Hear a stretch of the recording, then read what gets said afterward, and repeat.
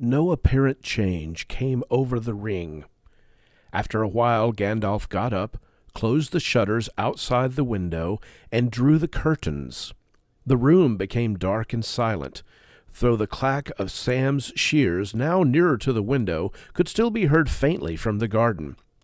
For a moment the wizard stood and looked at the fire.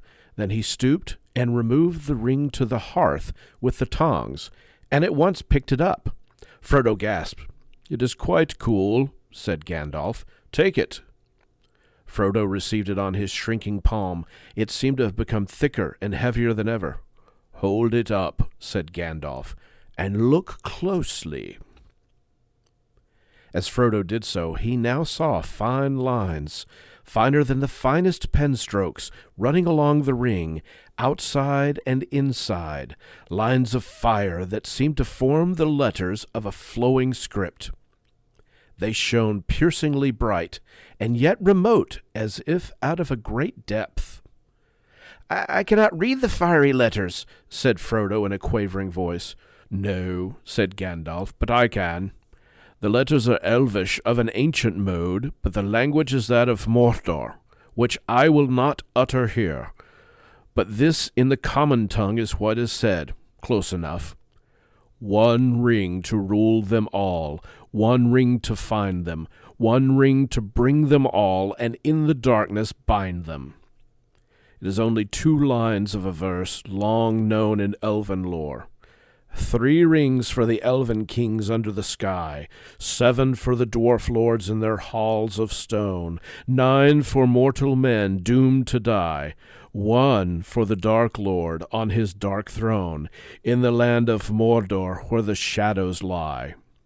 1 ring to rule them all, 1 ring to find them, 1 ring to bring them all, and in the darkness bind them, in the land of Mordor where the shadows lie." He paused, and then said slowly in a deep voice, "This is the Master Ring, the one ring to rule them all. This is the one ring that he lost many ages ago to the great weakening of his power. He greatly desires it, but he must not get it." Frodo sat silent and motionless. Fear seemed to stretch out a vast hand, like a dark cloud rising in the east and looming up to engulf him. "This ring? How on earth did it come to me?" "Ah," said Gandalf, "that's a very long story. The beginnings lie back in the Black Years, which only the lore masters now remember. If I were to tell you all that tale, we should still be sitting here when spring had passed into winter. But last night I told you about Sauron the Great, the Dark Lord.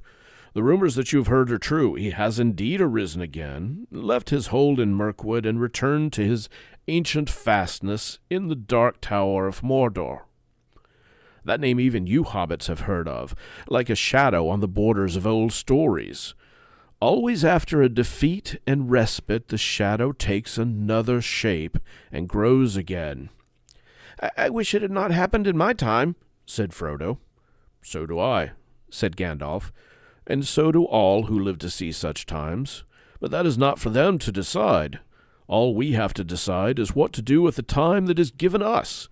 And already, Frodo, our time is beginning to look black. The enemy is fast becoming very strong. His plans are far from ripe, I think, but they are ripening.